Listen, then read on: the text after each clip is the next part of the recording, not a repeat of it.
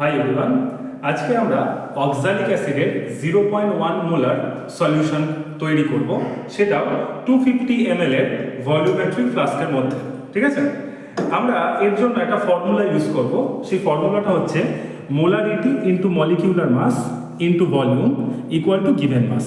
তাহলে কি করে আমরা বার করবো যে কতটা অক্সালিক অ্যাসিড আমাদের দরকার? সেটা হচ্ছে আমরা কত মোল চাইছি, 0.1 mole. Molecular mass of oxalic acid 126, আর ভলিউম আমরা কত করবো না 250 ml এর ফ্লাস্কে বাই 1000। তাহলে সেটা ক্যালকুলেট করে কত হচ্ছে 3.15 গ্রাম। না, আমরা মেজারিং টুলের কাছে চলে আসবো। এই মেজারিং টুলটায় দেখতে পাচ্ছ তোমরা, মেজারিং টুলে আমরা ফার্স্টে এরকম একটা কাগজ রেখে দেবো। কাগজটা রাখলে এখানে একটা তার ওয়েট আসছে। এই এররটা না থাকার জন্য আমরা কী করবো, টেয়ার টিপে দেবো। তাহলে এই জায়গাটা দেখবে 0 হয়ে গেছে।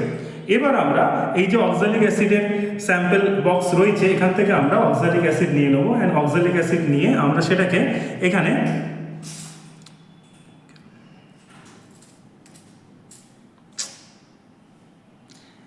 এটা 0.03 গ্রামে হয়েছে।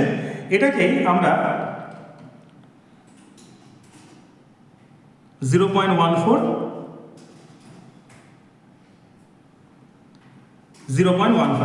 এই 0.15 গ্রাম স্যাম্পলটাকে আমরা নিয়ে নেব।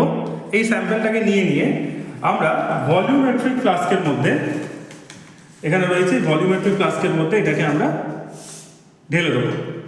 এইবার এই যে স্যাম্পলটা ফানেলের মধ্যে কিছুটা আটকে গেছে, এটাকে আমরা জল দিয়ে সেটাকে 250 ml ওটা পোর করব। আমরা 250 ml ওটাকে পোর করে দিয়েছি। এইবার এই যে মার্কটা দেখছো 250 ml এর, এই 250 ml পর্যন্ত আমরা জল দেব।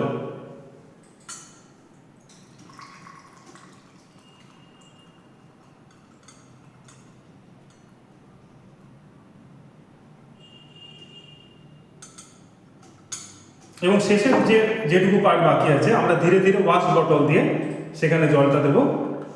এবং আমরা দেখতে পাচ্ছি লোয়ার